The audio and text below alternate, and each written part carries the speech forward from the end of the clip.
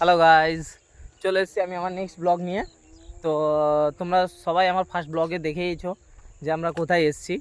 আমরা আমাদের ধান জমিতে ধান যে তোলা হয়েছিল, ওই সব ধান যেখানে রাখা ছিল ওখানে বস্তা করে বাড়ি নিয়ে যাওয়ার জন্য এসেছিলাম।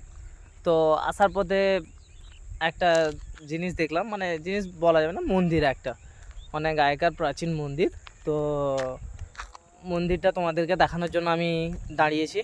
এই যে বাইক নিয়েছিলাম, বন্ধুরা ওরাও দাঁড়িয়ে আছে। তো মনে হলো যে মন্দিরটা তোমাদেরকে দেখানো উচিত। তো নেক্সট ব্লগটা তো সেরকম কিছু ছিল না, তাই জন্য আমি ভাবলাম যে মন্দিরটাই তোমাদেরকে দেখানো যাক।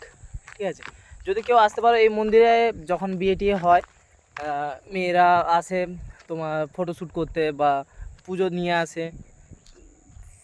মন্দির মানে তো জানো একটা শুভ কাজের জন্য, বিয়েটাও একটা শুভ কাজ। তো আসে সবাই, তো সেই মন্দিরটা দেখে নাও। এই মন্দিরটাকে আসতে হলে তোমাদেরকে কুলটিগিরি হয়ে আসতে হবে। পুরো কুলটিগিরি থেকে ডান দিকে চলে আসলে এই রাস্তাটা পুরো সোজা রাস্তা বেরিয়ে আসবে।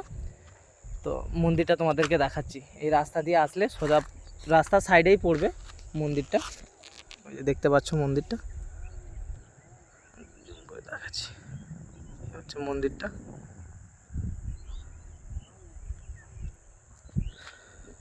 এইটা হচ্ছে ব্যাকগ্রাউন্ড। বন্ধুরা দাঁড়িয়ে আছে, আমরা এখন বাড়ি ফিরছি, তো তাই জন্য আমরা এই পথ দিয়ে ফিরছি। আর তোমাদেরকে আসতে হলে কুলটিগিরি হয়ে ডান দিকে চলে আসলে এই রাস্তাটা পড়বে। এই রাস্তাটা সোজা চলে আসলে এই মন্দিরটা তোমরা দেখতে পেয়ে যাবে। তো ঠিক আছে, মন্দিরটা দেখালাম তোমাদেরকে। যদি কেউ আসতে চাও অবশ্যই চলে আসো। মন্দির, এই মন্দির খুব জাগ্রত মন্দির বলা হয়। আর যদি কেউ খুঁজে না পাও, যদি কেউ আসতে চাও সত্যি, তো যদি রাস্তা ভুলে যাও বা অ্যাড্রেস কোনোরকমভাবে খুঁজে না পেলে আমাকে কমেন্টে জানিও, আমি অবশ্যই তোমাদেরকে বলে দেবো কী করে আসতে হয়। ঠিক আছে, চলো গাইজ, দেখা হচ্ছে নেক্সট ব্লগে।